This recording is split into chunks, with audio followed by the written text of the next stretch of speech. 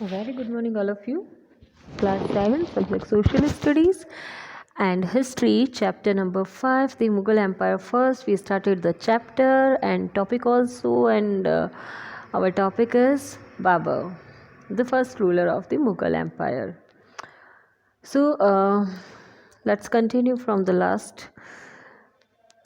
After moving from one place to place for nearly a decade, he finally managed to seize Kabul in AD 1504 and turned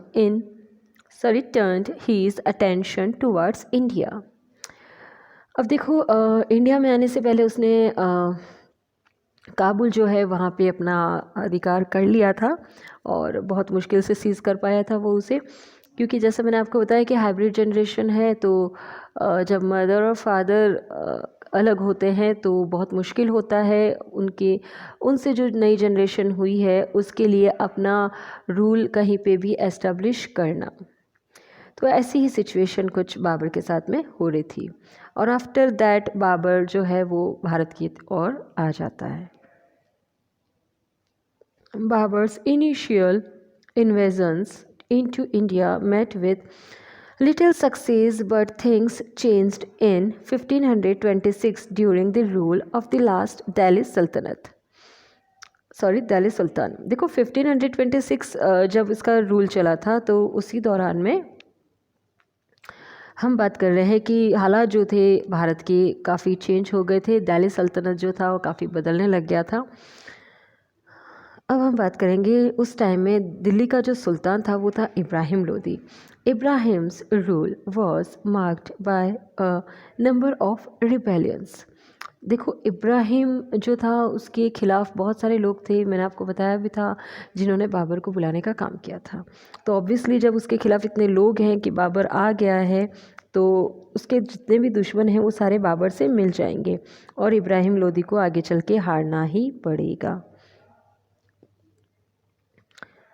So, he was also involved in a conflict with the ruler of Mewar, Rana Sanga, for control over Rajasthan.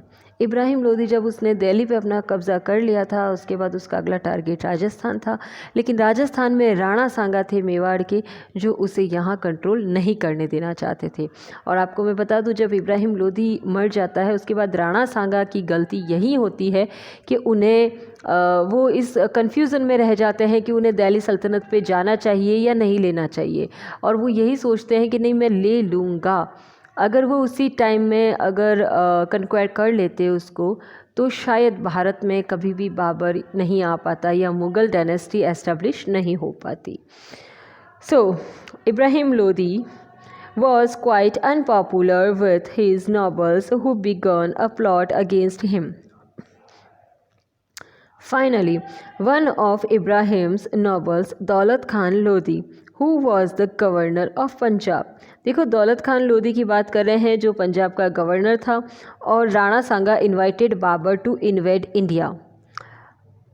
अब यहाँ पे बताया जा रहा है कि इसी ने क्या किया था, इब्राहिम लोदी जो था उन्हीं का एक कॉर्टियर या उन्हीं का एक नॉबल था, उनका ही टाइम पीरियड का था, जिसने क्या किया था इसको इंडिया में बुला लिया था।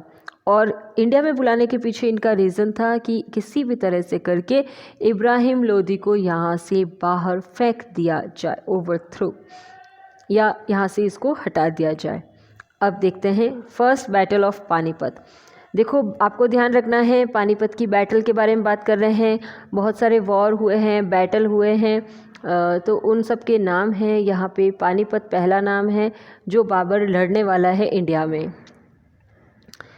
Now the forces of Ibrahim Lodi and Babur met in Panipat in 1526.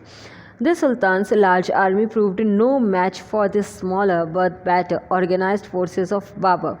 देखो एक्चुअली बाबर के पास में ज़्यादा आर्मी नहीं थी, लेकिन फिर भी बाबर के सामने इब्राहिम लोदी की सेना जो है वो नहीं टिक पाई थी। उसके पीछे रीज़न है कि इब्राहिम के पास बहुत सारी सेना ज़रूर थी, लेकिन बाबर की जो सेना थी वो वेल ऑर्गेनाइज्ड थी, ठीक है, यानी कि उसकी जो पॉलिटिक्स थी, उसके जो बैटल करने का तरीका था, उसी ने उसको विनर बनाने का काम किया था।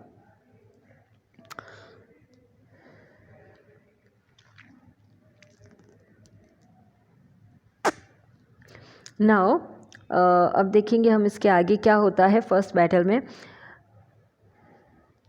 The forces of Ibrahim Lodi and Babur met in Panipat. Panipat में ये पहली बार मिलते हैं, एक जगह का नाम है Panipat.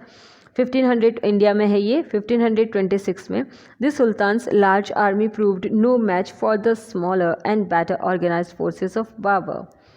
Babur's army also had the more advanced weapons including artillery and firearms with which Lodi's forces were unfamiliar. This combined with a strong cavalry helped Babur crush Ibrahim Lodi in the first battle of Panipat. Panipat के पहले ही युद्ध में जो था बाबर ने इब्राहिम लोदी को हरा दिया था, उसकी इतनी बड़ी सेना को। एक तो देखो ध्यान रखना, मैं आपको बता देती हूँ, इतना हमारे सिलेबस में नहीं है, बट बाबर जो था वो टर्किश लोगों के जो तरीके थे लड़ने के उनको फॉलो किया करता था। बाबर के पास में जो था वो कहा जाता है तोपें भी थी, जिसकी वजह से वो विनर रहा था।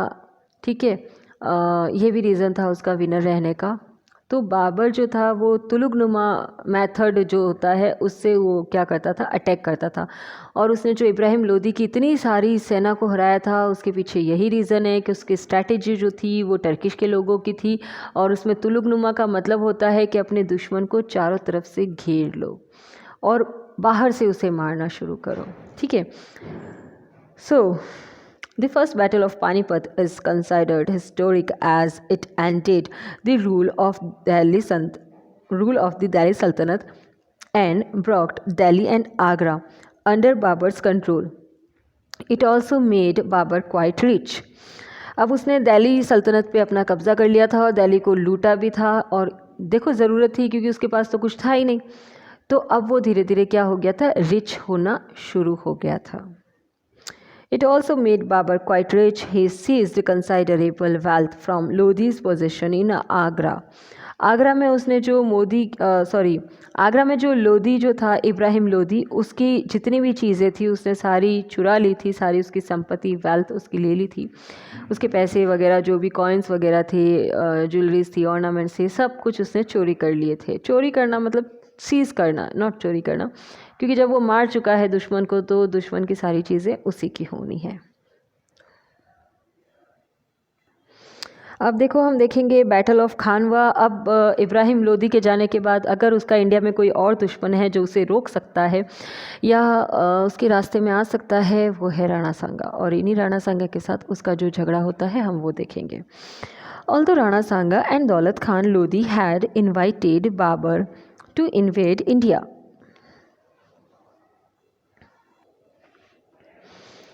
they had to mistakenly believed conquest was not his aim.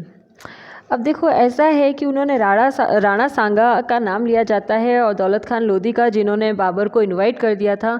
और बाबर को इनवाइट करने के पीछे रीज़न था कि वो इब्राहिम लोदी को क्रश करना चाहते थे, मारना चाहते थे। तो उनको ये लगा कि बाबर एक अफ़गानिस्तान से आने वाला है या मतलब अफ़गानी सरदार है, तो वो आएगा और यहाँ पे रॉबरी करके थोड़ा बहुत कुछ लूट के चला जाएगा। लेकिन उनको बाबर के इरादे नहीं पता थे, और बाबर के इरादे थे उसे एक घर की तलाश थी, एक छत चाहिए थी। घर का सेंस मतलब यहाँ पे ये नहीं होता है कि उसे घर चाहिए रहने के लिए, उसे एक किंगडम चाहिए था रहने के लिए, और वो किंगडम उसे इंडिया में मिल जाता है। लेकिन ऐसा होता नहीं है। जैसी गलती राणा सांगा और दौलत खान लोदी ने की थी उसको मिसअंडरस्टैंड करने की, वो देखो आपको मैं बता दूं कि लोदी को इब्राहिम लोदी को जब मार दिया था, तो इब्राहिम लोदी के मारने के बाद में उन्होंने काफ़ी टाइम तक सोचा कि ये अब जाएगा, है ना। मतलब बाबर ने इब्राहिम लोदी को मार दिया है, लेकिन वो बाबर वापस जा ही नहीं रहा था काबुल में। और तो वो लोग सोच रहे थे शायद होता है ना भाई, फेस्टिवल मना के जाएगा, देख के जाएगा, कुछ और लेके जाएगा, थोड़ा और रॉबरी करेगा, but that was not actual fact. Just because of however their calculation proved wrong, Babur decided to stay back in India and establish his rule. और बाबर के सोचा हुआ था कि उसे यहीं रहना है, वापस नहीं जाना है, और उसे यहीं अपना किंगडम एस्टैब्लिश करना है, अपनी डायनेस्टी बसानी है, अपना घर बनाना है। होता है ना कई बार हम भी अपने घर में किसी गलत गेस्ट को एंट्री दे देते हैं जो हमें नहीं देनी चाहिए या अपनी लाइफ में दे देते हैं, वही आगे चल के हमें हार्म करते हैं। तो राणा सांगा की यही एक गलती मानी जाती है, ठीक है। दिस एंगर्ड राणा सांगा। अब राणा सांगा जो है इस बात से बहुत गुस्सा हुए थे। Who decided to overthrow Babur. अब उन्होंने सोच लिया कि बाबर को भी बाहर फेंकना है। भैया आप जिस लोधी को नहीं फेंक पाए थे, अब आप उसके लिए जिसको लाए थे उसे भी बाहर फेंकने की बात हो रही है, थोड़ा मुश्किल है। Rana Sanga manage to unite many Rajput leaders and challenged Babur in Khanwa. उन्होंने बहुत सारे राजपूत राजाओं को इनवाइट कर लिया और खानवा में इनवाइट कर लिया बाबर को लड़ने के लिए। Near Fatehpur Sikri, although Rana Sanga and his forces fought bravely, they were defeated and the ruler of Mewar died months later। Rana Sanga के इनवाइट करने के बाद राजपूत राजाओं के साथ में बहुत सारे लोगों के साथ में उन्होंने लड़ाई तो लड़नी शुरू कर दी, लेकिन कहा जाता है कि राणा सांगा जो है वो काफ़ी घायल हो चुके थे और कुछ महीनों बाद में उनकी डेथ हो गई थी। तो अब कुल मिला के बात यह है कि बाबर जो है वो इंडिया में अपना रूल एस्टेब्लिश कर लेगा। So that is enough for today, and we will continue our chapter in the next video. Till then, take care of yourself. Next video में we will start that new battle, that is battle of Chanderi and the battle of Ghagra. So till then, take care of yourself. Thank you for the watching.